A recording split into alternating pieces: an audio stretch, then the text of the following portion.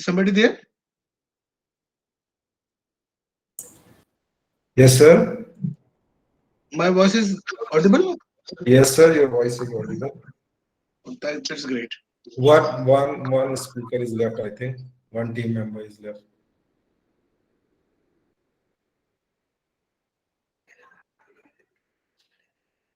Team 551.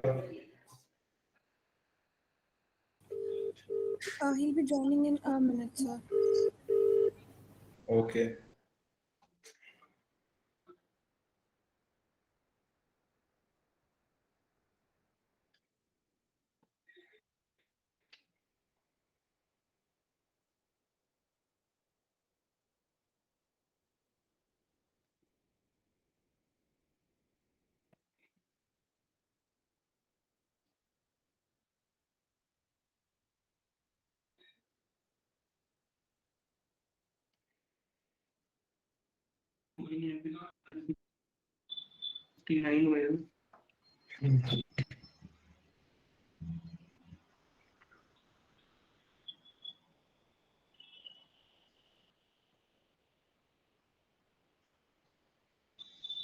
Am I audible?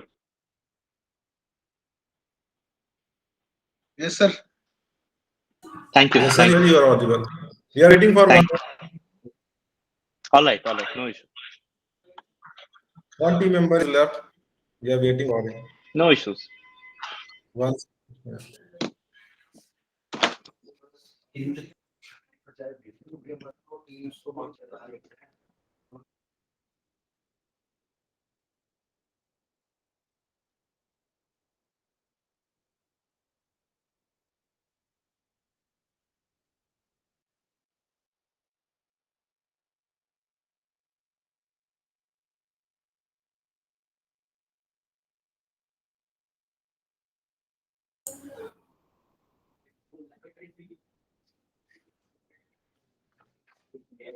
Team 551, please ask your colleague to join. So It's 131. glitch. He's joining ASAP.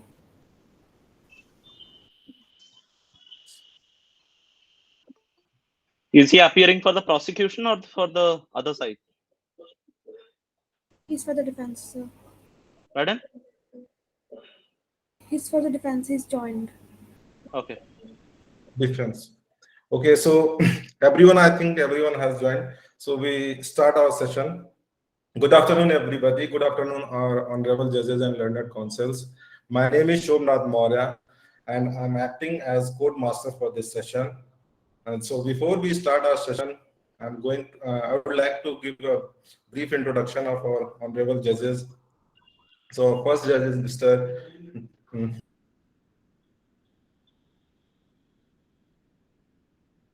Shri Narendra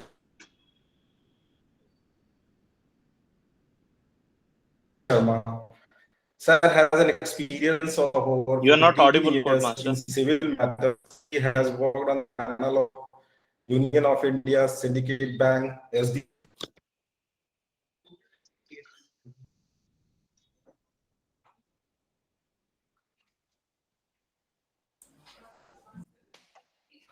I'm audible now?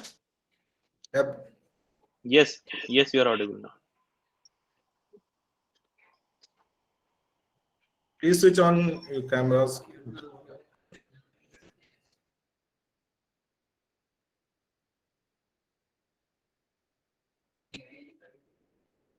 All the speakers are requested to switch on camera.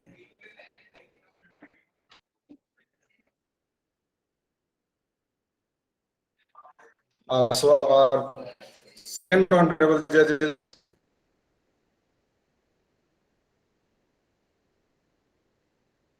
Sri Satyaranjan, Madhya Pradesh and Supreme Court. Sir has also worked as senior counsel on the panel of central government in Delhi High Court, AIMS, and for ED. Apart from this, sir has also briefed Mr. P.P. Chaudhary, former Honorable MOS Law and Justice and Corporate Affairs, Government of India in constitutional matters. Sir has also drafted legal notice and representations for Honorable MOS Parliament of Government of India. Sir has appeared for Mr. Manoj Tiwari, ex-president before Delhi High Court. Sir has appeared for Mr. Vijender Gupta and for Delhi High Court and Delhi Legislative Assembly. Sir has assisted Mr. Tushar Mehta, Solicitor General of India, in cooperative bank cases before Delhi High Court. So now I'd like to share the rules of this board competition.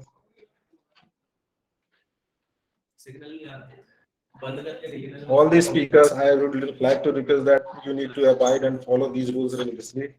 So our first rule is each team will have a maximum of 30 minutes to present their oral submissions, including time for rebuttal. Maximum of 5 minutes can be reserved for the rebuttal, which can only be reserved for any one speaker.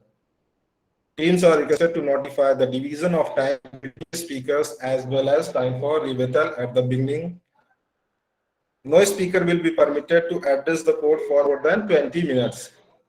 Teams will be intimated on every 20 and 30 minutes.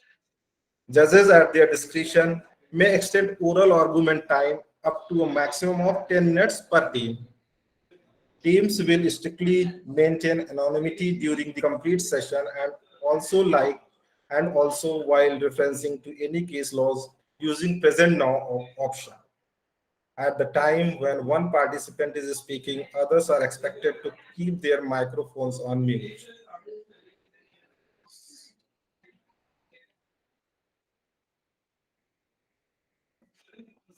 Now I'm seeking permission to our honorable judges to start the session. And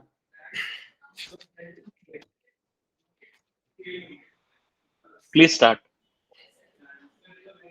yes, prosecution team, please inform us your time, division of time for a speaker, for both the speakers and rebuttal time. Yes, sir. May it please the court, I am the counsel representing the prosecution, the state. Speaker one, that is me, I would be using 11 minutes of the allotted time, and my co-counsel would be taking 17 minutes of the allotted time, and 2 minutes are reserved for rebuttal. The counsel representing the prosecution. The counsel representing the prosecution has endorsed their pleading before the Court of LD Special Judge NIA, Patiala House Court at New Delhi under Section 13, Subclause 1 of the NIA Act 2008, under which the court has jurisdiction. The counsel seeks permission to submit the statement of facts. No, you can directly come to the issues. Oh, thank you, my lordship. The counsel would be dealing with the issue as to whether the accused have committed a terrorist act or not, and my co-counsel would be dealing with the issues as to whether the accused parties are a member of a criminal conspiracy or not, and whether the evidence produced by the prosecution could prove the case beyond reasonable doubt. The counsel would first like to establish the notes are in fact counterfeit.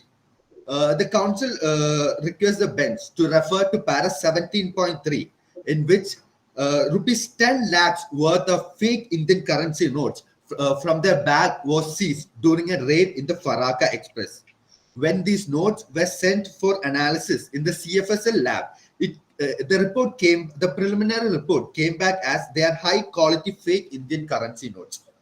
Also, if the bench refers to Annexure G of the moot proposition, it can be observed that the serial numbers of a lot of notes are actually repetitive. So we can affirmatively confirm that these notes are in fact counterfeit. In addressing the issue as to whether the accused have committed a terrorist act or not, the counsel would making 3 key submissions. Whether there's a coincidence of mens rea and actus reus while committing offences under section 489B and 489C of the IPC. Whether the accused parties committed a terrorist act or not. Whether the accused had intention to cause damage to the monetary stability of our country. The counsel submits that there is sufficient facts to prove that there is a coincidence of mens rea and actus reus in our case. If the bench refers to para 17.3 and 17.4 of the moot proposition, it can be observed that a total of 10 lakhs worth of FICN was seized. Thus, actus reus is present. In the case of Raib Jusub Sama was the state of Gujarat, where the bench was of the opinion that holding such a huge amount of FICN would amount to active transportation of notes and not dormant transportation of notes. The council would also like to submit that in the case of Shabar Sheikh versus the state of Madhya Pradesh. Can just a second. Can others keep their microphone in mute other than the speaker? Yes, please proceed. In the case of Shabar Sheikh versus state of Madhya Pradesh, the So, court was counsel, also. before you proceed, Yes. can you apprise this court as to if there is circulation of counterfeit currency, what harm will it do to the economic condition of the country? Can you apprise that? Thank you for your question, Lordship. As per Section 15 of the UAPA Act, it defines a terrorist act. Under Section 15, subclause 1, subclause A, subclause 3A defines that it defines circulation of counterfeit notes actually amounts to destroying the monetary stability of our country. No, you are mentioning monetary stability. Yes, Is sir. there a difference between monetary stability and economic security? Are they one and the same, or they are different terms? I think it's correlated because money that is not No, you're thinking it will not help. What is the law? What is the law on this point? Are they two same words? Can it be used interchangeably, or they are different? My lordship, can you repeat the question? The question is, you mentioned about monetary stability, Yes, lordship. and even page 16 of your memorial, you have mentioned about stability. Yes, your Right. lordship. Now, my question is monetary stability or instability, whatever you call it, is equivalent to economic security? The reason why I'm asking is because one of them is punishable and the other one is not punishable.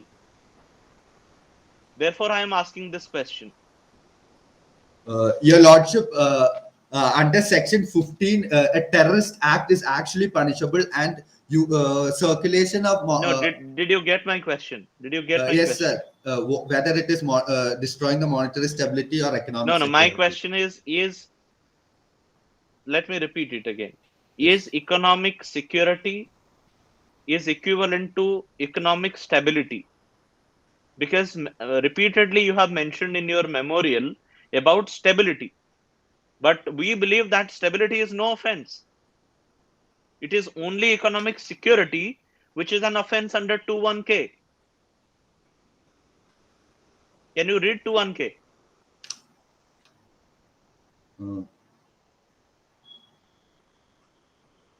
Actually, as per Section Rule 5 of Investigation of High Quality Indian Currency Official Rules 2013, damage to the monetary stability of India referred to Section 15 by the way of production, smuggling, or circulation of high quality counterfeit Indian paper currency shall be deemed to have been caused if in addition to other consideration.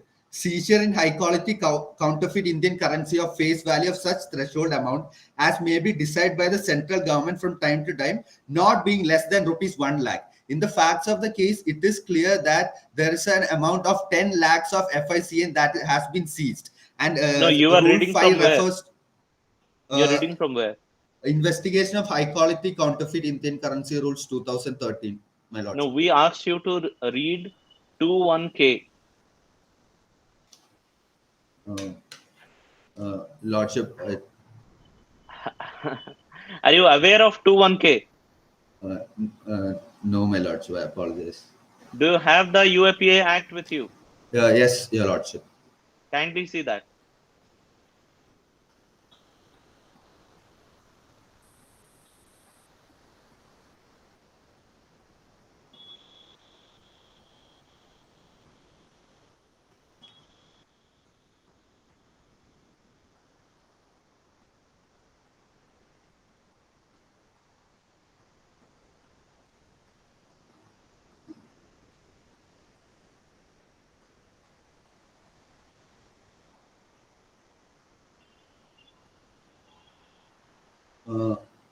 Your lordship is referring to section 2 subclause 1 subclause K, right? Right. It defines terrorist act, has Right. meanings assigned to in section 15, and the expression terrorism and terrorist shall be construed accordingly. Now read 15. Section 15 states that whoever does any act with the intent to threaten or likely to threaten the unity, integrity, and security, economic security, or Right. sovereign. Right. So it is economic security, right? Yes, my lordship. It doesn't talk about stability, instability. Now, if there is a instability or anything of that sort because of share market, you will not hold everyone under UAPA, right? No, your lordship. So only and only if there is a threat to the economic security, then only it will come under this. Yes, your lordship. All right, proceed. That is what we intend to highlight. Yes. Thank you, your lordship. Okay. In the case of Shahbaz Sheikh was a state of Madhya Pradesh, the court also was of the opinion when a sizable quantity of counterfeit notes are transported in a concealed manner in the public, it will amount to trafficking. So the council submits that actus reus can be established.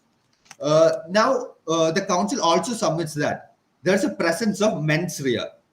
Mens rea is an essential element of section 489B and 489C of the IPC.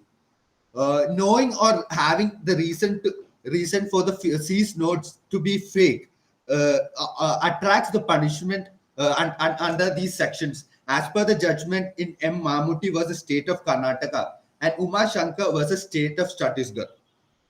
The council also wants to point out that mens rea can be proved by the fact that the onus is on the accused as to explain why they had such a huge amount of counterfeit notes in their hand, as per section 106 of the Evidence Act. But we see from the facts of the moot proposition that the accused have not explained as to why they have such a huge amount of FICN notes. The council also submits that the terrorists have actually done a terrorist act. As the council stated before, section 15 defines terrorist act, and under section subclause 1A 3A of the section 15 of UAPA Act states that damage to the monetary stability of India by the way of production, smuggling, or circulation of high quality counterfeit Indian paper currency or any other material is punishable under this act. It is submitted that if the bench refers to para number 17.3 of the accused, accused number A1 and A2 was in fact found smuggling the counterfeit notes across state lines. And accused number, if the bench could refer to para 17.10 of the moot proposition, it can be seen that accused number A3 is in fact giving the counterfeit notes to A1 and A2 for smuggling and thus circulating the counterfeit notes. Thus, all three are committing an offense that is defined by Rule 5 of the Investigation Act, which should be read along with Section 15 of UAPA Act. Rule 5 of the Investigation of High Quality Counterfeit Indian Currency Rule, Offense Rules 2013.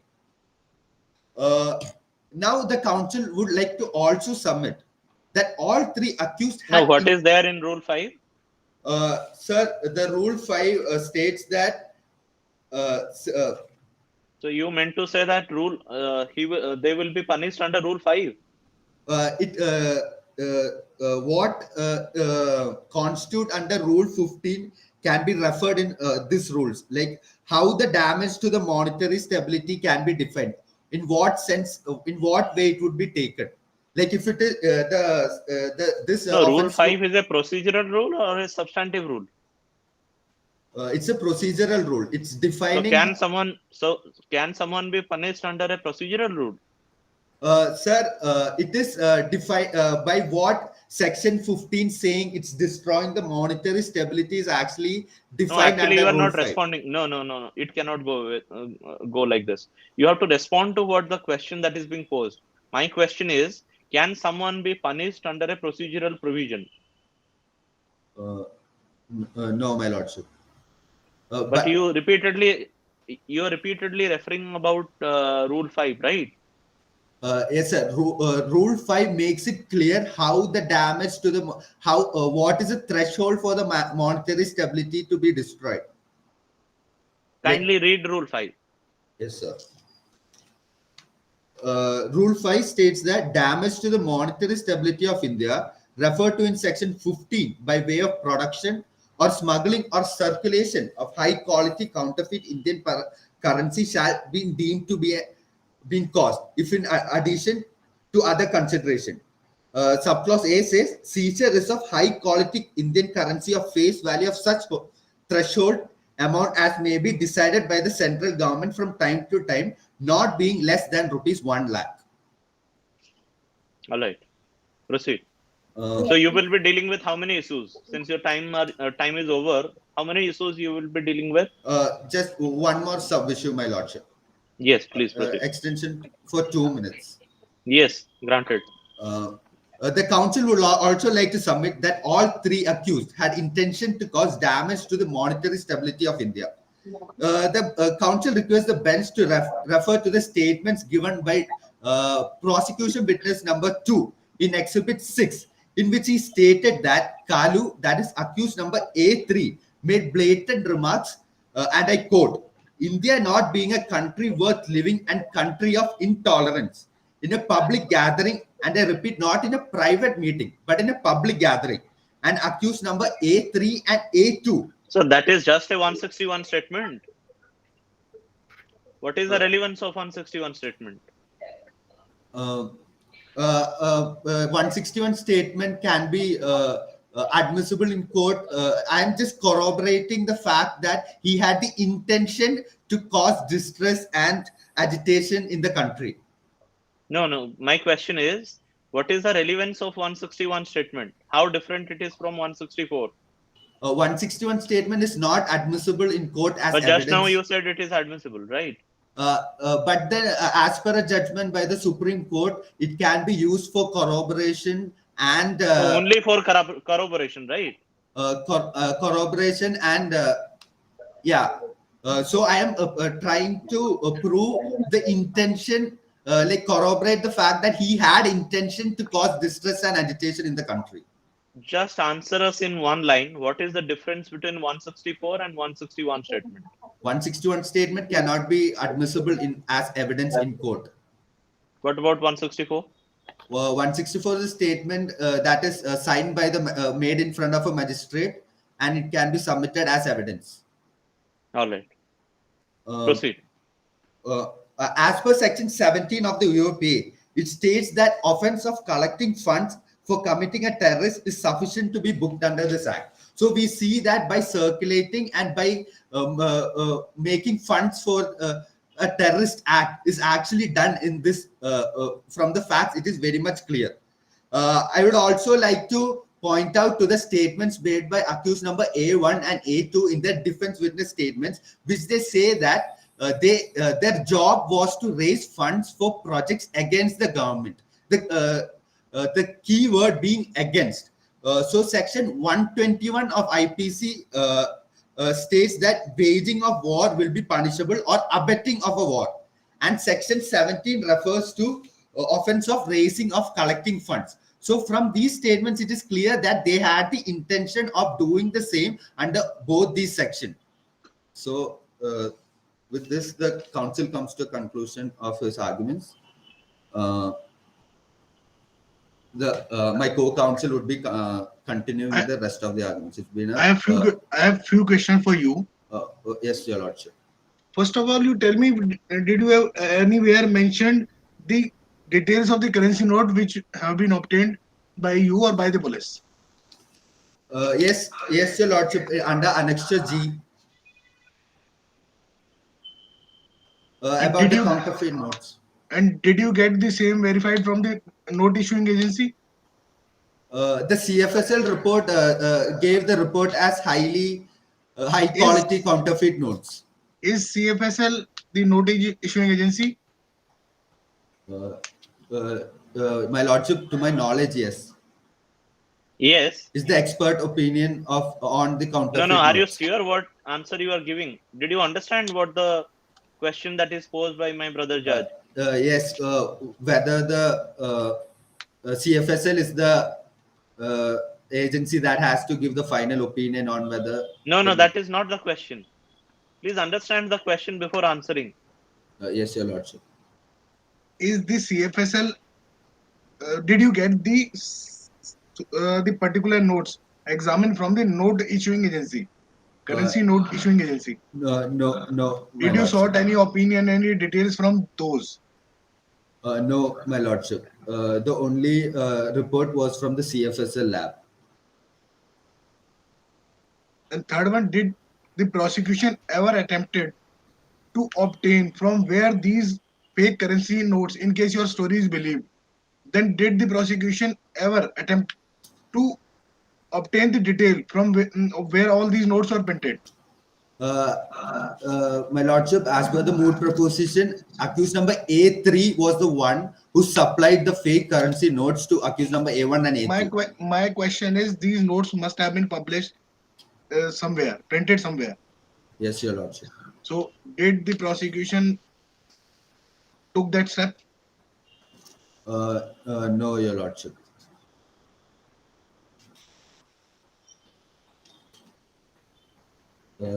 You may proceed further.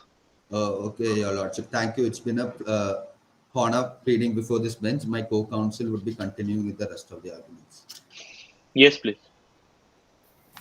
May it please the court. This is speaker number 2 for the prosecution representing the state. With the permission of the bench, the counsel would like to proceed with the submissions. Yes. Much obliged, your lordship. The counsel will be dealing with the issue of conspiracy for which the accused has been charged under section 120B and section 18 of the UAPA, and the evidence which has been put forth by the prosecution as it established the case is beyond reasonable doubt. Moving on to the first sub-issue. Before that, the counsel would like to establish the essentials of conspiration with the help of 2 key submissions, your lordship. 1, the statements given by the accused parties. 2, the CDRs obtained by the officers. Moving on to the first sub-issue. Any act or any statement given by the co-conspirator are admissible against the whole body of conspirators in the present case due to the nature of the crime. And this provision is given under Section 10 of the Indian Evidence Act. And the conditions to satisfy this section are that there must be a prima facie case for conspiracy, and the party who is giving the statements must be a party to the conspiracy, and any act or any statements given by the party must be in reference to their common intention, your lordship. And from this, it is clear that the statements... Counsel, just answer one thing. Yes, your lordship. Suppose I am one accused. Yes, your lordship. And I made a statement under 161 that yes, I have committed this offense. Will it go against me? No, your lordship, it will go against the other co-accused, and it will... No, the question is, will it go against me? No, your lordship. So when it will not go against me, how it can go against the co-accused? As per Section 10 of the Evidence Act, it is stated that if they provide... Read Section 10. Let's read Section 10. Yes, your lordship. Just a moment. As per Section 10, things said or done by the conspirator in reference to common design, your lordship, where there is reasonable ground to believe that 2 or more persons have conspired together to commit an offense or an actionable wrong, anything said, done, or written by any one of such persons in reference to their common intention after the time when such intention was first entertained by any one of them is a relevant fact against each of the persons believed to so conspiring conspiring, as well for the purpose of providing existence of the conspiracy, as for the purpose Do you of have showing. any judgment to substantiate it? Yes, Your Lordship. Yes. As per the case of Ammini versus State of Kerala, the court, that is the Supreme Court, has referred to Section 10 of the Evidence Act and stated that the confession made by the accused against the other accused can be used, Your Lordship. And also to emphasize further, the council would like to also state about Section 27 of the Evidence Act, Your Lordship. Here, as per Pulukuri Kottaya versus Emperor case, it is stated that any fact discovered in Section 27 is not restricted to a physical or a material fact, but also to a mental fact. And to emphasize the same, the council will be referring to the case of Ismail versus Emperor, where it was held that whereas the result of information given by the accused about another co-accused was found by the police, the statement made by the accused made to the police as to the whereabouts of the co-accused was held to be admissible under Section 27 of the Evidence Act. And here in the pressing case, Your Lordship, the police officers were able to trace down the whereabouts of A3 with the help of the statements of A1 and A2 as given in the moot proposition. And so they were able to not only trace down A3, but they were also able to find the house of the A3, and they were also able to see where they were planning a major crime in the as stated in the pressing case, Your Lordship. Also, the council would like to state that in the pressing case, there was a discovery of fact while the accused A1, A2, and A3 were in the police custody, and this is considered admissible under Section 27 of the Indian Evidence Act, Your Lordship. Moving on to the second sub-issue. As per the paragraph 17.16, which is page number 19 of the moot proposition, they've given a table which is representing the CDR details. And as per the analysis of the CDR, it is clear that the accused parties have contacted one another at some point or the other, and it is very clear that A3 is the common link between these accused parties, as he has contacted all the accused parties at some point or the other. Also, the council would like to also state that it was with these CDR. So all these CDR details that you are referring to, yes, were any of the CDR in Delhi? No, Your Lordship. It has also reached out to Malda, Faraka, all the districts in West Bengal, Madhya Pradesh, and all other places, Your Lordship. So it is in West Bengal and Madhya Pradesh. We Yes, are sir. sitting here in Delhi. Yes, Your Lordship. How can we take cognizance of it? Your Lordship, they were found with the huge sums of counterfeit notes. They were found to be smuggling the counterfeit notes from Delhi to Palwama, from Delhi, Your Lordship.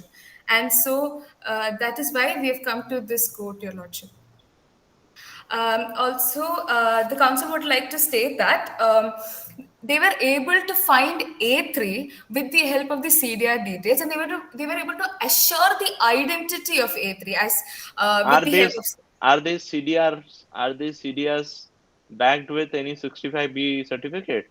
No, Your Lordship. However, So how we can read it? No, Your Lordship. As per a case, 2018 case of Shafi Mohammed versus State of Himachal Pradesh, it is stated that you do not require, it's not mandatory to send a certificate. It's a 2018 case, Your Lordship, where it is stated that it is not mandatory to give a certificate because as the technology advanced, the CDRs have been referred even more, Your Lordship, and it has helped in establishing the guilt of many cases of conspiracy, and the Supreme Court was of the opinion that it is not mandatory to submit the certificate as per Section 65B. There must be some conditions given, right? Where it is not mandatory. Yes, Your Lordship. What are the conditions? As I went through the order, this was all that was that I could find because as per they came up with this So judgment. there are no conditions given. This is unconditional. As far as my knowledge, I apologize, Your Lordship. All I was able to understand and decipher was that the SC came up with this solution because they wanted to give No, a so the second legislature chance. should, so the legislature should delete it. Yes, Your Lordship, they must, because as per They must. this is This is your expert opinion. The legislature should. no, Your Lordship, I'm not in a capacity to give such an expert opinion. However, as I refer to the precedent of 2018, which is a very recent case, and they have delivered this judgment No, that is because a very recent case, but there are subsequent judgment also. yes, You Your Lordship. kindly after this proceeding is over, you go through it. There are many conditions given, under Yes, which condition 65B is not applicable, not mandatory. Yes, Your Lordship. There are certain guidelines. That The is what I council was is highlighting. the What are council they? is the council is aware of the same, Your Lordship. As per the What are they? section that there must be a certificate to back up as an evidence while giving the your Lordship. I would like to clarify the question. Is it about the guidelines mentioned under section 65?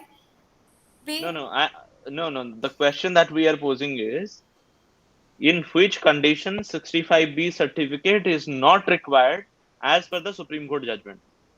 The council is not aware of the same. However, in that case, it was about whether the videography of the scene of the crime was admissible or not in that court, Your Lordship. So at that point of time, Supreme Court allowed such a videography in that present case because the SC would want to give a second chance to those who were Don't not say carried. SC. The Don't Supreme say Court. SC. Apologies, Say Your Honorable Lordship. Supreme Court. Apologies, Your Lordship. That was very disrespectful. So sorry.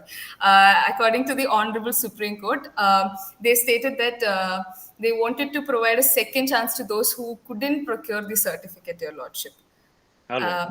And so the council would like to also state that based on the CDS, they were able to show that the accused parties were in several locations at several points of time, such as Malda and other districts of West Bengal, with which they were able to establish they were constantly traveling from 2014, Your Lordship. And also recent to the crime, from first week of February also, they were constantly traveling and they were constant contacting and frequent calling between A1 and A3 and A3 and A5. And this was being, the prosecution was able to establish the same with the help of the CDS, Your Lordship. And with this, the council would like to substantiate the essentials of the conspiracy. As my co-counsel stated, that there has been an illegal act that has been committed. And also, the council would like to also state what the co-counsel mentioned about the statement given by the accused three in front of a public gathering.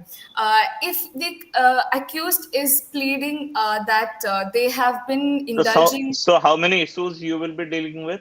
Sir, one more issue I'll be dealing with, and I'll be. Okay, directly come to that issue. Okay.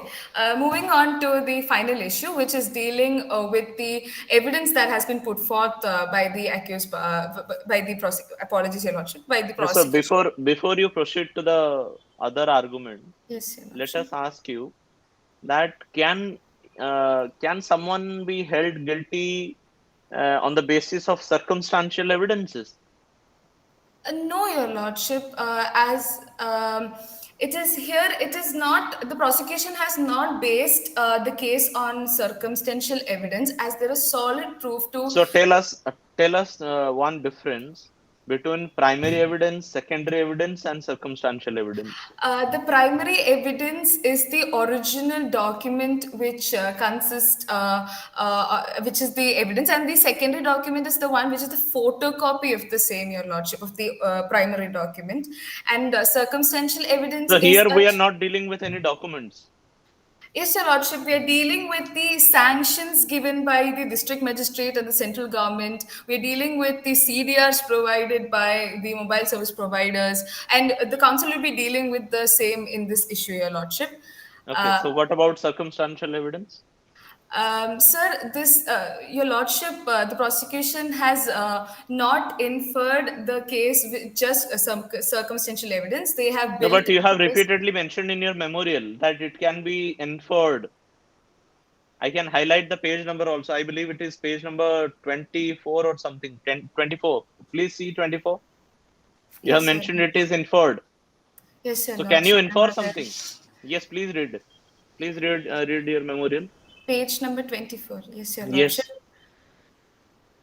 You are talking about inference only. No, Your Lordship. I'm the Please read council. that. Please read that. Please read the word infer there. Read that line.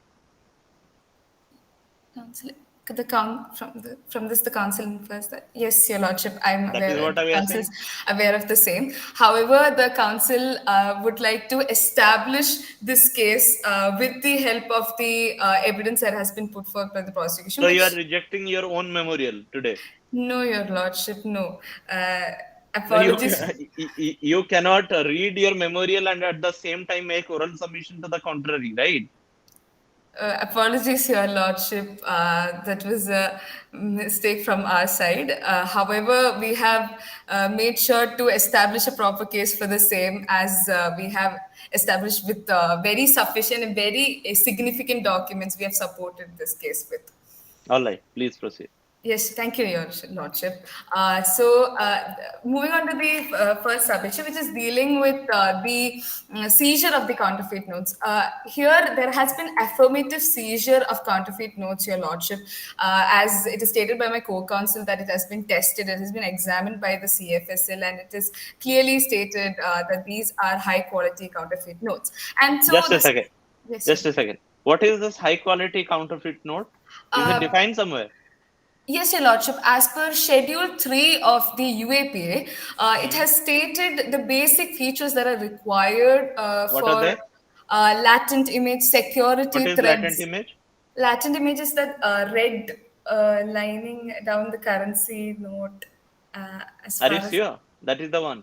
Yes, Your Lordship. All right. What are the other two?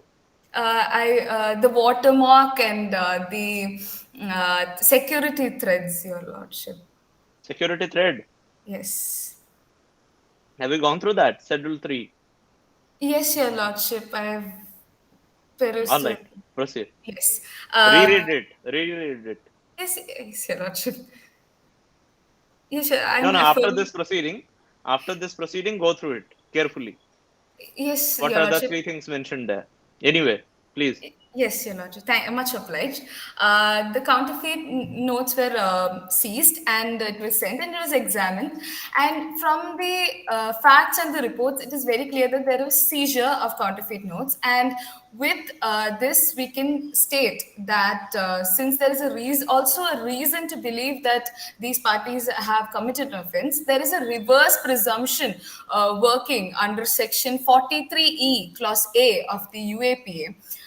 And so from this, we can derive that until the accused parties proves that they have not committed an offense under Section 15, the evidence put forth by the prosecution to establish the guilt of the accused will stand, Your Lordship. And also moving on to the next sub-issue, the council would like to deal with the prima facie case that has been established in the conspiracy with the help of the statements taken and also the electronic records and the sanctions given by the district magistrate under section 196 of CRPC and section 45 the central government has given to prosecute UAPA cases. And here, electronic evidence is admissible under Section 65B, as the council stated earlier, and quoted that the certificate is not necessary under the council seeks permission to extend for one minute. Granted. Yes, thank you. Much obliged, Your Lordship. And also, the council would like to submit that, according to Exhibit 4 and 5 of the moot proposition, a notification has been sanctioned by the district magistrate, as stated earlier, under Section 196, where they have stated that they have perused all the documents and have approved the evidence that has been put forth by the prosecution to prosecute this very case, Your Lordship, not only under UAPA sections, also under criminal conspiracy under Section 120B of the Indian Penal Code.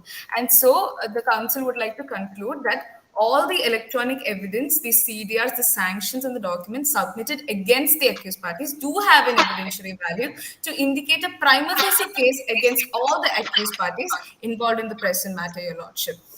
With that, I conclude my submissions. If there Can you reply whether any case is made out under 489B?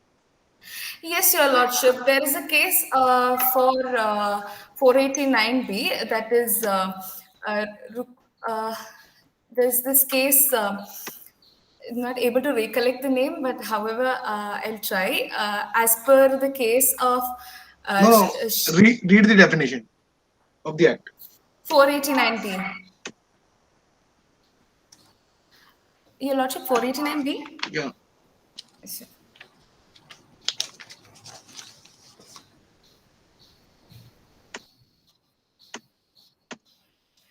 Shall I read, Your Lordship? You are. Using as genuine, forged, or counterfeit currency notes or banknotes, whoever sells to or buys Is the entire money or any single note of the entire money was used? Your Lordship, it has been, the transaction has been taking place between all the accused No. parties. Read the same again. Using as genuine, forged, or counterfeit currency notes or banknotes, whoever sells to or buys or receives from any person or otherwise traffics in or use as genuine any forged counterfeit currency note or banknote, Yes, Your Lordship. knowing or having reason to believe the same to be forged. Yes, It has not been used ever. However, Your Lordship, there is, according to the definition, it's stated or uses. Here, the moot proposition has not indicated about the usage of Now read 489C. Yes, Your Lordship. According to 489C, it is dealing with possession of forged or counterfeit currency notes or banknotes, Your Lordship. Whoever has in his possession any forged or counterfeit currency notes or banknotes, knowing or having reason to believe the same to be forged or counterfeit, and intending to use the same as genuine or that it may be used as genuine, shall be punished with imprisonment of either description for a term which may extend to 7 years or with fine or with both. So on the basis of the facts of your case, can I be punished under both these sections?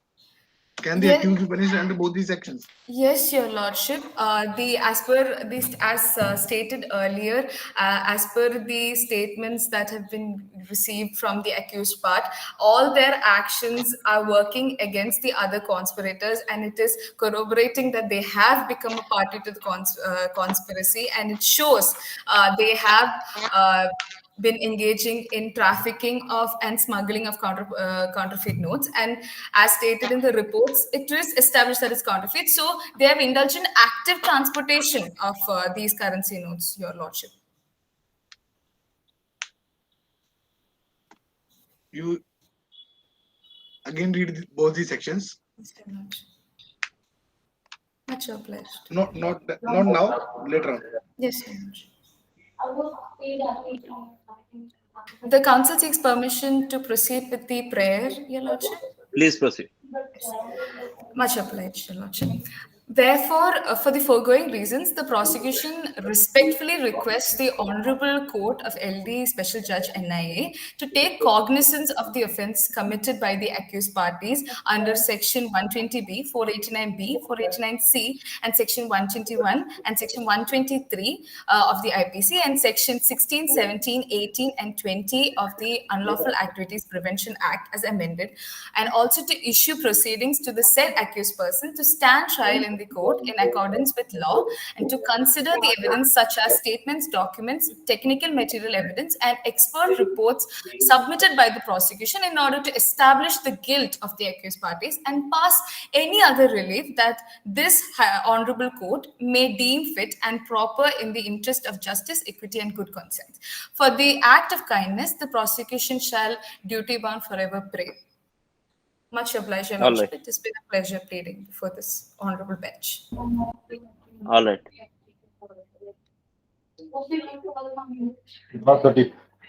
I'm audible? Yes. Now the defense side can make submissions after seeking permission from the honorable judges. May it please the court, the counsel seeks permission to approach the dais. Yes. Much obliged, Your Honor. The counsel seeks permission to address the bench collectively as Your Honors. All right. Much obliged, Your Honors. Greetings to the greetings to the bench. I am counsel number 1 for the defense on behalf of the accused I'm one. interrupting you, sorry. Before you start, please let us know the time, division of time for speaker and speaker. I will be speaking for 12 minutes, whereas my co-counsel will be speaking for 14 minutes. And for rebuttal? And how many issues you will be dealing with? 3 issues, Your Honor. You will be dealing with 3 issues. Yes. And your co-counsel will be dealing with? There are 3 issues in total. I apologize. There are 3 issues in total. I'll be dealing with 2 issues, whereas my co-counsel will be dealing with 1 issue. All right. There are 4 minutes for the rebuttal. If Your Honors are well versed with the facts of the case, the counsel seeks permission to notify the court about the division of issues. No, counsel, first come to your prayer. Okay. Wherefore, in light of the issues raised, arguments advanced, and authorities cited, it is humbly and respectfully submitted that the Honorable Patiala House Court may be pleased to transfer this case with immediate effect to the appropriate special court formed according to Section 11 or 22 of the NIA Act 2008, within whose local jurisdiction. Just a second. So can we transfer? As a special court, can we transfer this case, which is before us, to other court?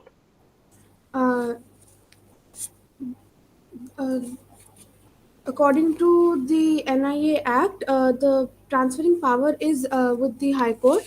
However, So you are not arguing before the High Court, right? we would request the Honorable Court to transfer. To request the High Court to transfer this case. So we will make the request to the High Court.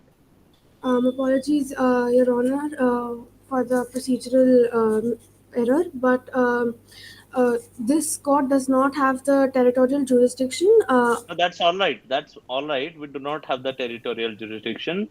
But which court enjoys that territorial jurisdiction? Your Honor, any special court formed with Any court other than us? No, Your Honor, any court in the territorial jurisdiction of Malda, West Bengal.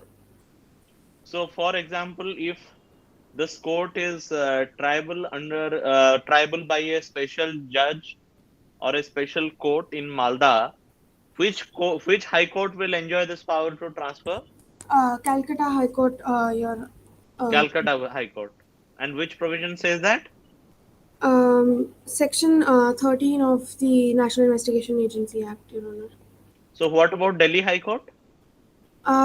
Your Honor, in this particular case, the prosecution has not attempted to approach the Calcutta High Court and had directly approached this particular special court. So the defense had to present. No, our question is, can the High Court transfer this case, or the Supreme Court can transfer this case? The Supreme Court. Or if High Court can transfer this, which High Court? Your Honor, only the Supreme Court can transfer it to another state. So you are making 3 submissions today. 1, we can transfer ourselves. 2nd, we will request High Court of Kolkata to transfer it. 3rd, you are saying Supreme Court will transfer it. So who ultimately can transfer it? Apologies for the confusion, Your Honor. The Supreme Court has the power to transfer this case to the jurisdiction of Malda. So you are not pressing your prayer number 1 then? Apologies for the confusion, Your Honor. No, are you pressing for prayer number 1 today? We are pressing for transferring this case Before us. Yes, Your Honor. We have no other option at this particular juncture. Okay, okay. Please proceed. What is your prayer number 2? The prayer number 2 is acquit the accused of charges under section 120B, 489B, 121. So for example, if we accept your prayer 1, so where is the occasion for prayer 2?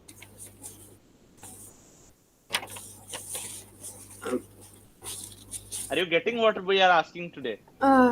Yes, Your Honor. Our question is, if we transfer this case today to any random court in Malda, as per your expert opinion, then where is the occasion to acquit this accused?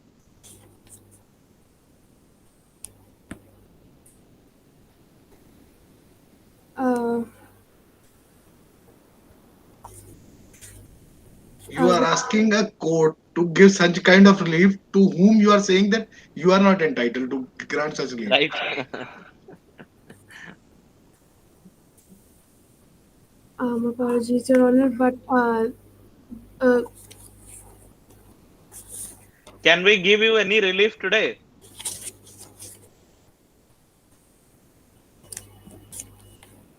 the counsel, Okay, forget that. Are we the competent court? according to the section 13 of NIA Act, no, Your Honor. No, we are not. So which court is the competent court? The special court formed in the jurisdiction of Malda district. Only because that A3 has given the high current, the high quality currency to A1 and A2. Only for that reason, you are saying that Malda court will be having the jurisdiction. Your Honor, the basic accusation against the basic accusations against the accused 1, 2, and 3 are based on transportation and trafficking of the counterfeit currency. No, where was the raid done? Where was the apologies, Your Honor, there was some lag. No, There was the this raid was done where? the raid was done at the Old Delhi railway station, Your Honor. Old Delhi railway station. Therefore, it comes under our jurisdiction. Yes, Your Honor. The raid was done. The accused were apprehended in the old accused 1 and 2 were apprehended in the Old Delhi railway station. However, So doesn't that give us jurisdiction? Your Honor, the accused, the primary accusations against the accused of criminal conspiracy and use and trafficking of the counterfeit currency were allegedly, according to the charge sheet, taken place in Malda, the Malda district. So the accused had committed their alleged crimes in the Malda district. So. That gives, All right, proceed with your argument. Much obliged, Your Honors. Should the counsel submit their arguments for the jurisdictional issue or the next one? No, please address on jurisdiction. We would love to hear that. Much obliged, Your Honors. It is humbly submitted before the court that this court does not have the territorial jurisdiction to hear the present matter. According to Section 13 of the National Investigation Act, which reads about the jurisdiction of special issue, is there a National Investigation Act? National Investigation Agency Act, Your Honor, 2008, Okay. of 2008. It states that notwithstanding anything contained in the code, every scheduled offence investigated by the agency shall be tried only by the special court within whose local jurisdiction it was committed. Special emphasis should be put on the latter part of the aforementioned section, which says that the special court should be set up within the local jurisdiction where the crime was committed. In the present case, as per the charge sheet submitted by the National Investigation Agency, paragraph 6.2 establishes that the said crime took place in Malda. Furthermore, 7.32 also corroborates this accusation by the National Investigation Agency. There is a there is a provision under Section 13, Clause 2 of the National Investigation Agency Act, which states that the jurisdiction of the court the special court can be the jurisdiction of the special court can be changed only if it can make the trial more fair, impartial, or speedy, or having regard to the exigencies or situation prevailing in a state. However, there is no evidence submitted by the prosecution or by the prosecution that hearing the case in this learned court would make the trial more fair, impartial, or speedy than it would have been if conducted in according to Section 13, Clause 1 of the NIA Act 2008. No, we can run this trial in a speedy manner. We are not lazy judges here. Definitely, Your Honor. However, there is no evidence which states that if the trial was conducted in Which provision says that, by the way? Section 13, Clause 2 of the NIA Act. NIA Act. All right. In Thiruselvam and others versus state, the Madras High Court had also Come to issue 1. Come to issue 1. Your Honor, this So come to the first issue, other than this jurisdiction part. much obliged, Your Honor. Issue number 3 deals with whether the accused are liable under Section 16, 17, 18, and 20 of the Unlawful Activities Prevention Act 1967. It is humbly submitted before this honorable court that the requirement of sanction order under Section 45 under Section 45 Clause 1 subclause 2 of the UAPA to prosecute anyone under Chapter 4 of the UAPA is absent in the present case. It is presented before. So have you gone through this letter of 30th of April 2015? Yes, Your Honor. In this, Which exhibit is that? Your Honor, Exhibit 5 by the central government. Then how can you say that, Yes. that is not a sanction letter? Yes, Your Honor, there is the sanction letter is present. However, it does not comply with the requirements of Section 45 Clause 1 subclause 2. I would request Your Honor to What is the requirement under 45? that the sanction order must be under Section 4. The power to give the sanction order is under Section 45 of the UAPA. However, in this particular sanction order, the central government has stated that now, therefore, in the exercise of power conferred under Section 7 of the UAPA Act 1967, the central government hereby accords sanction for launching prosecution against the accused persons, namely Sameer Monu, under Section 16. So you are arguing today that this sanction letter, which is exhibited as Exhibit 5, is under Section 7. Therefore, this is no sanction letter at all. Your Honor, yes, Your Honor, it is a sanction letter, but it derives its power from from a different. So how different? So our question is, how different is sanction letter under 7 and sanction letter under 45? Your Honor, under Section 45, the UAPA mandates that for prosecution under Chapter 4 of the any offence under Chapter 4 of the UAPA, a sanction letter under Section 45 Clause 1 subclause 2 is required to prosecute the person. However, in this particular sanction letter, Exhibit 5, there is no mention of Section 45 and the Section 7 of the UAPA, which is mentioned in this Exhibit 5. It talks about power to prohibit the use of funds of an unlawful association, whereas Section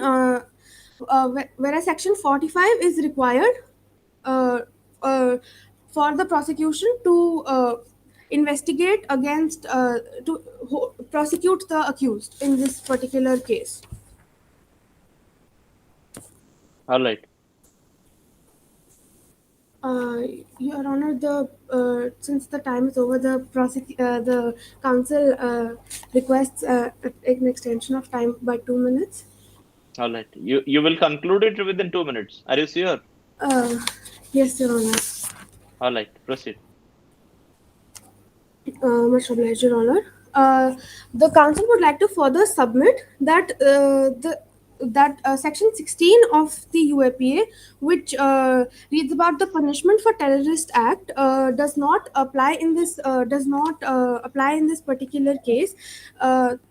For this, the council would like to draw your kind attention to section 15 of the UAPA 1967, which reads as, whoever does any act with intent to threaten or likely to threaten the unity, integrity, security, economic security, or sovereignty of India, or with intent to strike terror or likely to strike terror in the people or any section of the people in India or any foreign country.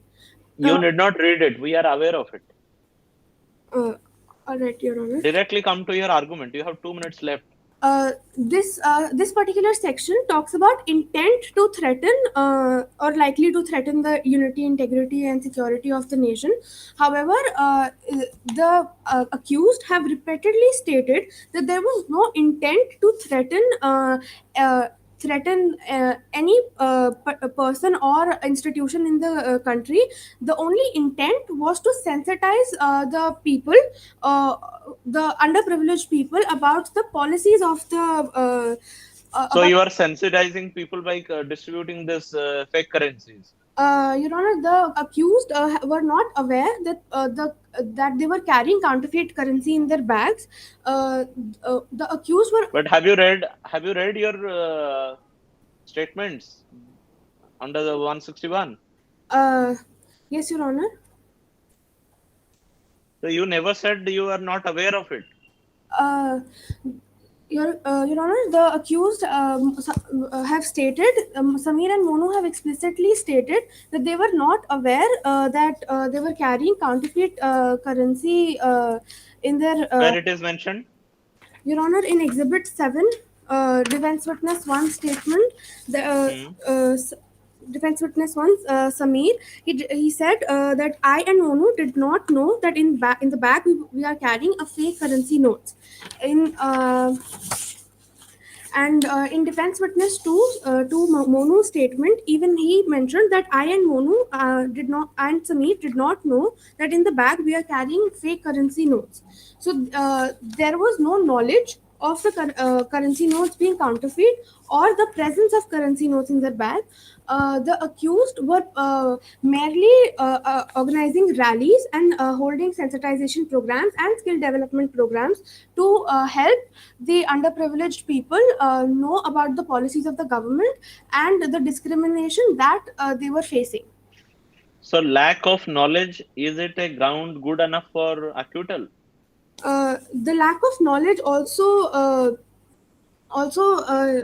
can also be inferred as a lack of intent, since if they did not know that they were. So lack of knowledge is equivalent to lack of knowledge intent. Lack of knowledge is not usually equivalent to lack of intent, but in this present case, they did not have any knowledge of the counterfeit currency notes, and so they could not have any knowledge of the plans to use those currency notes. And when there is no knowledge of any plans, Can you give us one example of lack of intent and lack of knowledge? How different are they? Your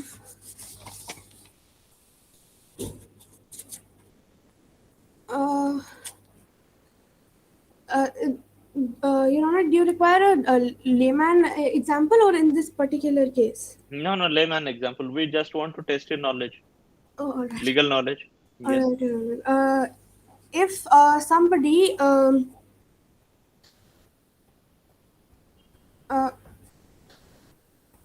if an individual knowing that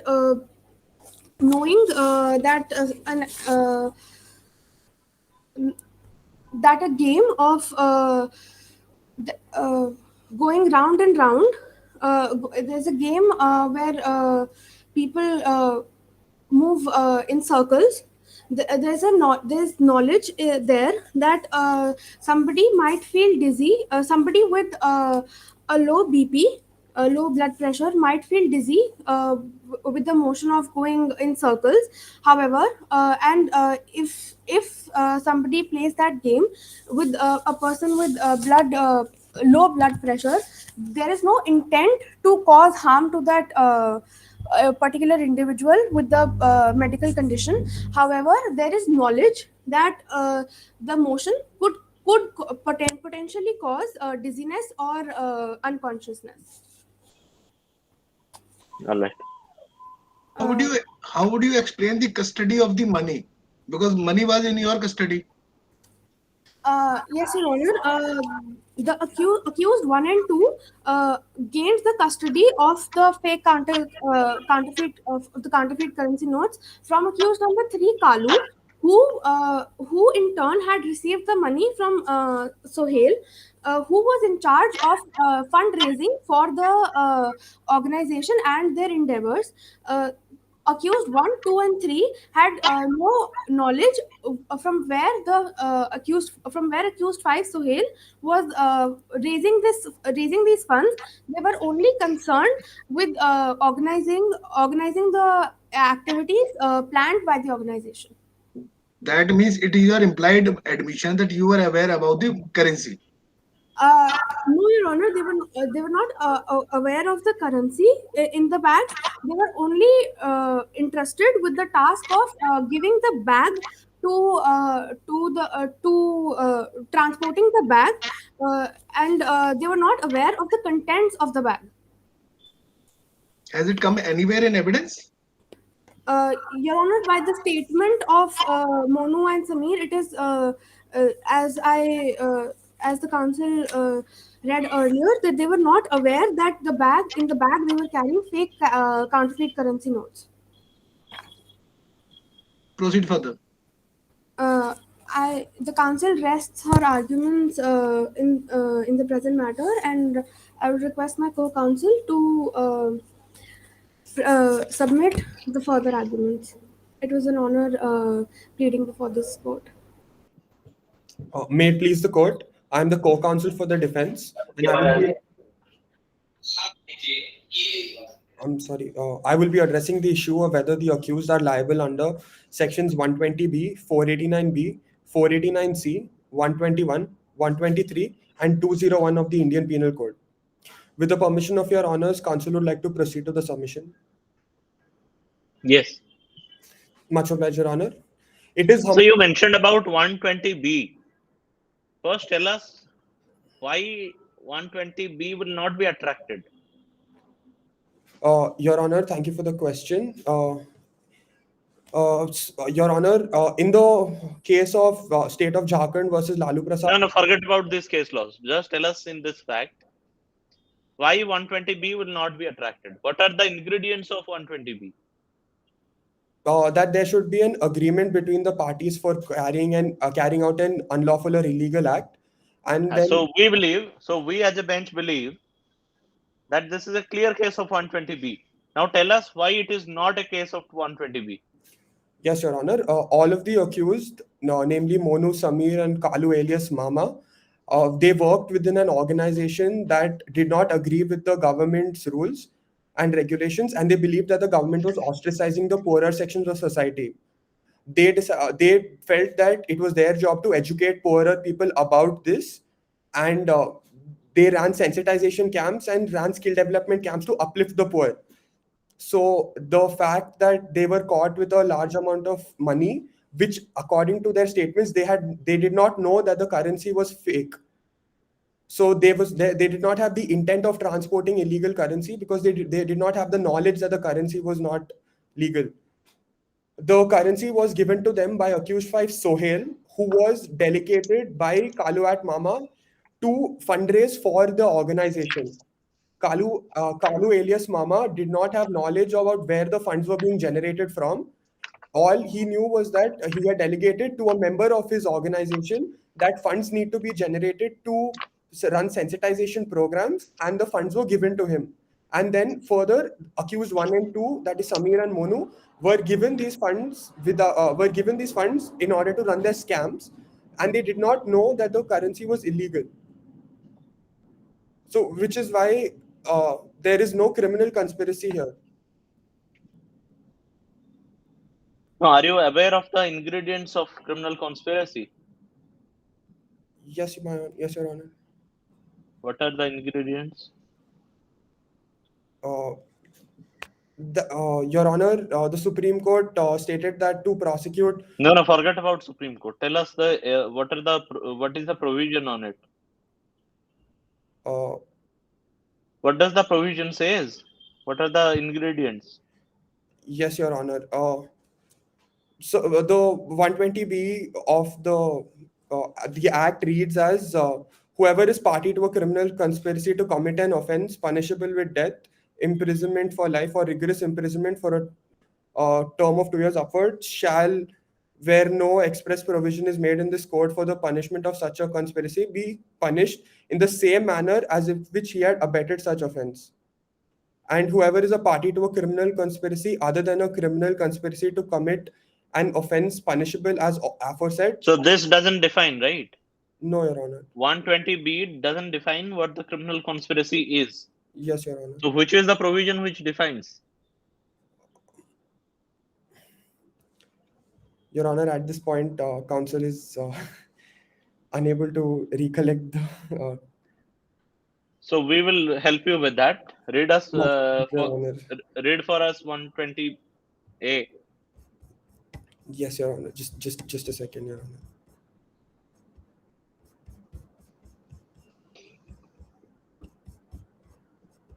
Yeah, Your Honor. Conspiracy to commit offences punishable by Section 121. Whoever within or without India conspires to commit any of the offences punishable by Section 121 or conspires to overawe by means of criminal force. 120A. 120A. My apologies, Your Honor. I was referring to Section 121A. Definition of criminal conspiracy. I apologize again, Your Honor. I made a slight blunder. No issues. Tell us. The definition of criminal conspiracy, when two or more people agree to do or cause to be done an illegal act or an act which is not legal by illegal means. Such an agreement is designated a criminal conspiracy, provided that no agreement except an. So where is the mental element coming here? So where is the mens rea? Your Honor. Actus reus is punishable. Yes, Your Honor. To be prosecuted under Section 489B and 489C, which is forget 489. We are only focused on 120B. Yes, Your Honor. 120B. So my question is, for 120B, do you want, or do you want mental element or the mens rea to be punishable under 120B? That is our question. Your Honor, counsel is submitting that there was no criminal conspiracy at all. The element or the mental element. No, you're saying it will not help, right? You have to prove it that yes. There was no criminal conspiracy. So our question is, 120A says these are the ingredients. Now you fall under all these ingredients. Okay. Yes. Now, if you were to revert that it doesn't fall, we are asking how. Your Honor, the case of the prosecution to prove conspiracy is heavily dependent on the call records between all of the accused. Forget about prosecution. Tell us about you. Yes. What is your argument to say that it doesn't fall under 120B?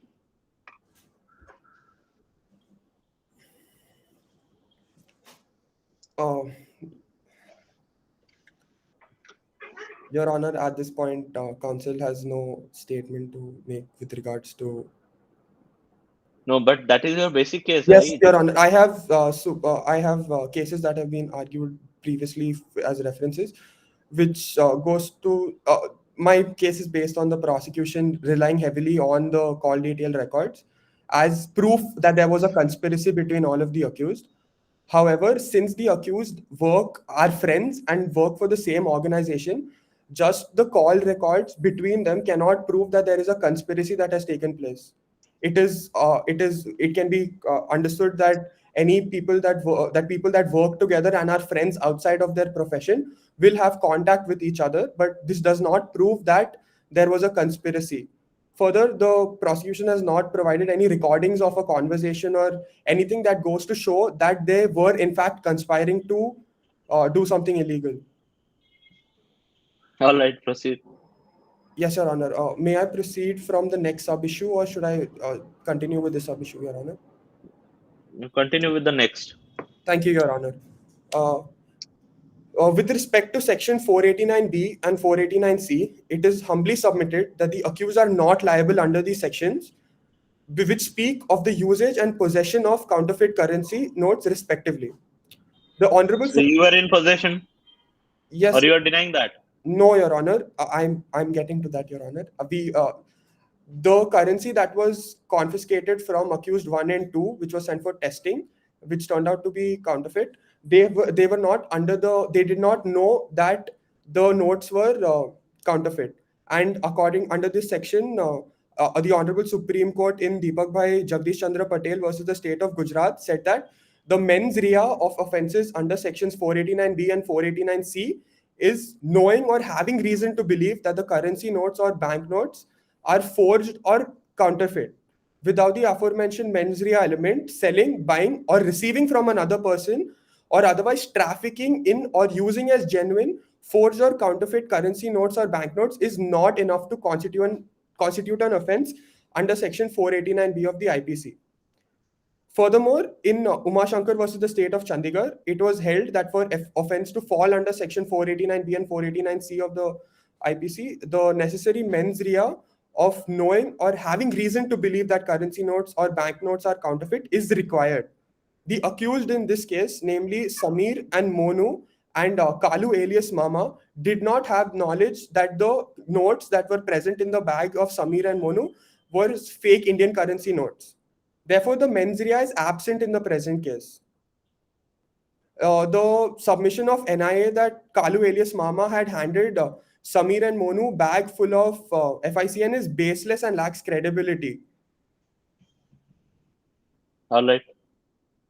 Furthermore, Section 489B is not applicable because the prosecution lacks evidence to prove whether the accused would have further circulated the FICN. As I've previously mentioned in my submission, the entire reason behind their entire reason behind collecting these ones was to organize events for upliftment of poor. They were not in the business of doing illegal activities such as this.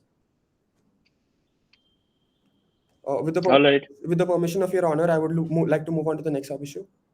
Yes. Much obliged, Your Honors. It is humbly submitted before this Honorable Court that the accused are not liable under Section 121 and 123 of the IPC. No, what about 489C? Isn't possession sufficient enough? Your Honor, as I have previously mentioned, the mens rea aspect is very important for to be convicted under this section. Under both 489B and C? Yes, Your Honor.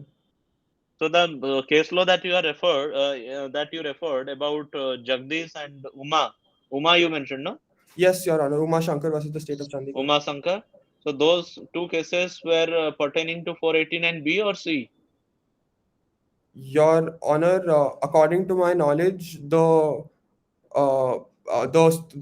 first case that I cited, Deepak Bhai Jagdish Chandra Patel versus the state of Gujarat, it reads as the mens rea of offences under Section 489B and 489C.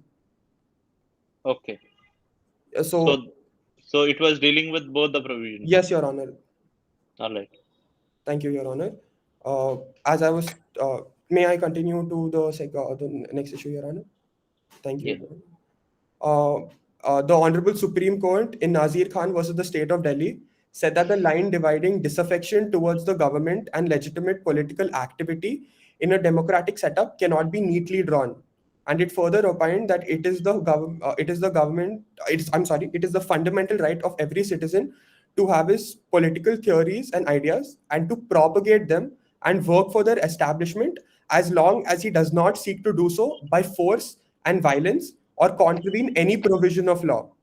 In the present case, the accused were all involved in doing social work but by providing awareness and education to poor people about their rights and how they could avoid getting scammed by people, especially by government bureaucrats because of their ideology.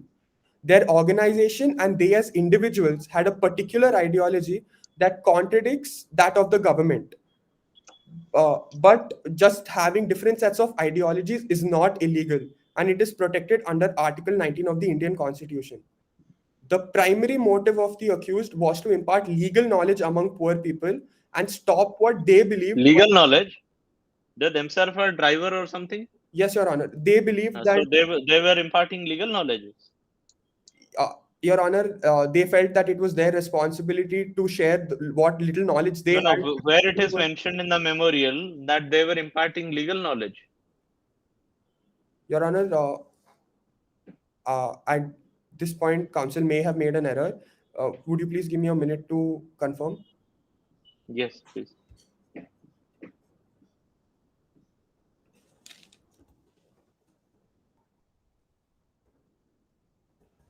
What are the professions of those two accused? Or rather, three accused? Your Honor, they are drivers, Your Honor. Your Honor, who was the driver? Accused Samir, number? Accused number 1, Samir was a driver. And 2? Your Honor, at this point, I am not aware of the profession. No, please refer to the memorial. Yes, you sir. cannot get away like this. Yes, Your Honor. Please just give me one. You are arguing for them and you don't know what they're doing. And you are telling us that they were imparting legal knowledge. They're the mini law schools.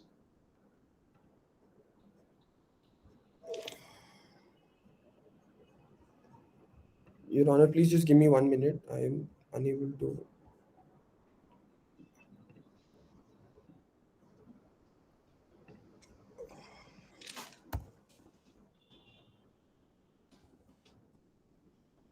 So these are the basic things, no? Yes, Your Honor. You are defending the accused and you are not aware what they're doing. Just give me 1 minute, Your Honor. I have. Your Honor, accused number 2 is an agriculturist. All right. He and works accused number 3? Father on a field. And accused number 3 is the union leader of a factory. So none of them are law qualified? No, Your Honor. None of them are law qualified. But they were giving imparting legal knowledge. Where it is mentioned in the memorial, they were imparting legal knowledge.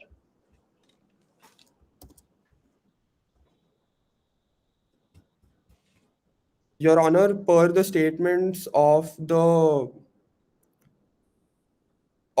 accused, the defense witness 3, Kalu Mama, it says that it says that they were sensitizing people against the malpractices of the government by. So they were sensitizing. By giving them information. Sensitizing and imparting legal knowledge are two different things. I understand the error made by counsel. I apologize for the same. They were sensitizing the people around them and imparting whatever knowledge they had at that time in however they could due to their abilities. All right.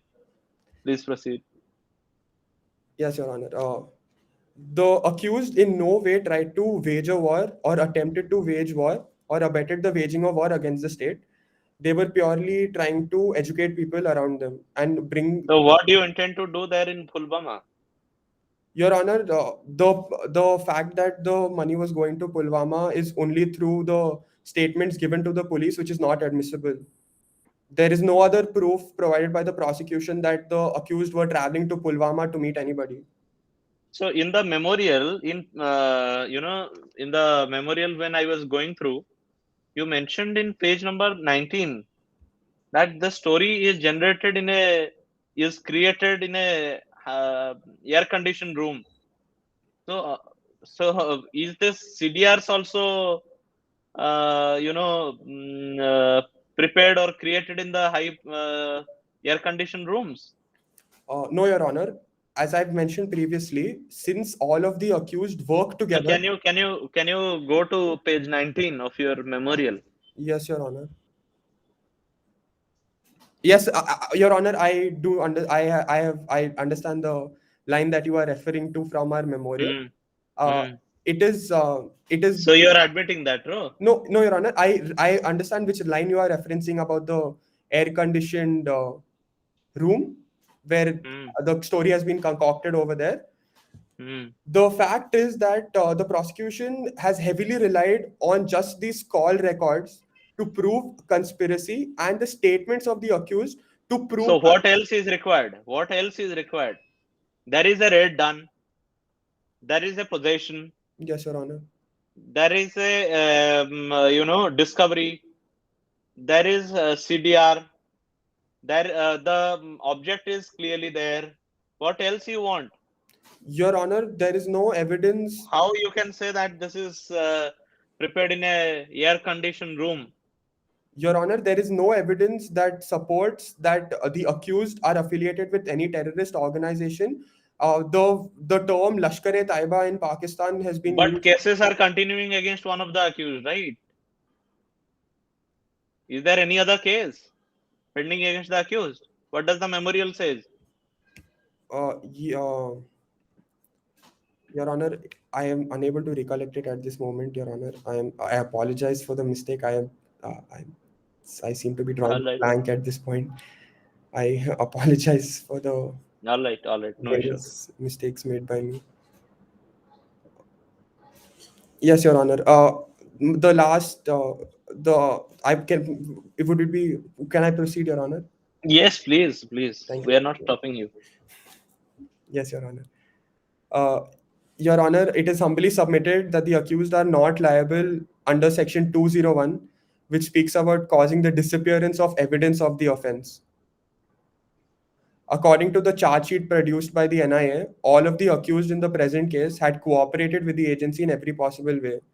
They had provided the agency with information of the main conspirator, accused 5 Sohail, and as per the defense statement of accused A3, we, Kalu alias Mama and Sohail, discussed the government's hidden agenda behind suppressing the voice of the oppressed.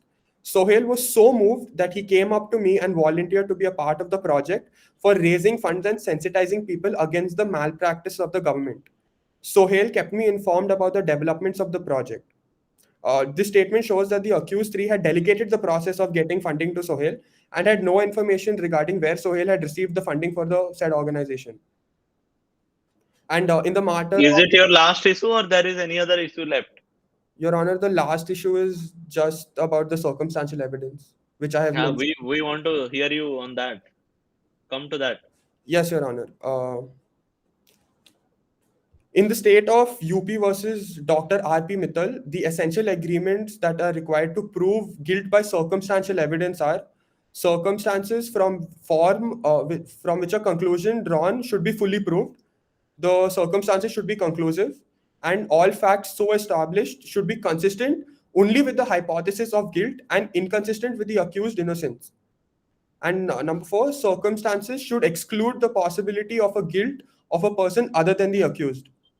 The Supreme Court in Bodhraj versus the state of J&K added one more point to the above 4, which there must be a chain of evidence which so completes as not to leave any reasonable ground for the conclusion consistent with the innocence of the accused, and must show that in all human probability, the act must have been done by the accused. It is submitted before this court that the case of the prosecution majorly relies upon proving the conspiracy using the CDRs. They have even cited the CDRs as secondary evidence according to the Indian Evidence Act. The truth is that the whole case relies upon mere secondary evidence, and no primary evidence is present in order to directly link the accused to the present case. Counsel, what is the difference between secondary evidence and circumstantial evidence? As I have asked to the other counsel also. Yes, Your Honor.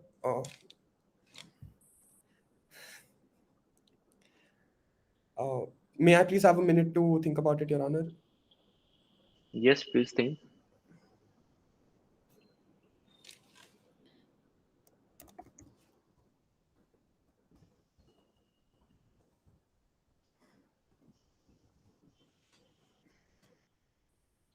So, Your Honor, based on my understanding, secondary evidence is evidence that has been reproduced from an original document.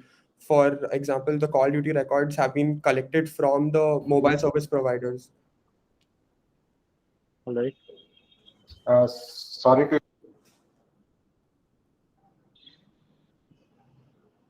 I'm sorry, Your Honor. Was the court master speaking to me? I heard somebody. The court master is muted actually. He can unmute. Yeah, I'm sorry. I heard somebody interject, so I was just. Now, the court master intends to say something. Yes, sir. Also, time is over. It's 2:30. Yeah, I think 2:30. And the next session we have next session at 3 o'clock. So please sum up within few minutes. Yes, Your Honor. In conclusion, counsel would like to say that the entire case is based on the call detail records. But again, I repeat that just because all of the accused work together and are friends outside of their work, it makes sense that they were in contact of each other. And there is no other evidence provided by the prosecution that proves conspiracy and/or affiliation to terrorist organizations elsewhere. It has been a All right. pleasure pleading in front of the court. Thank you, Your Honor. All right.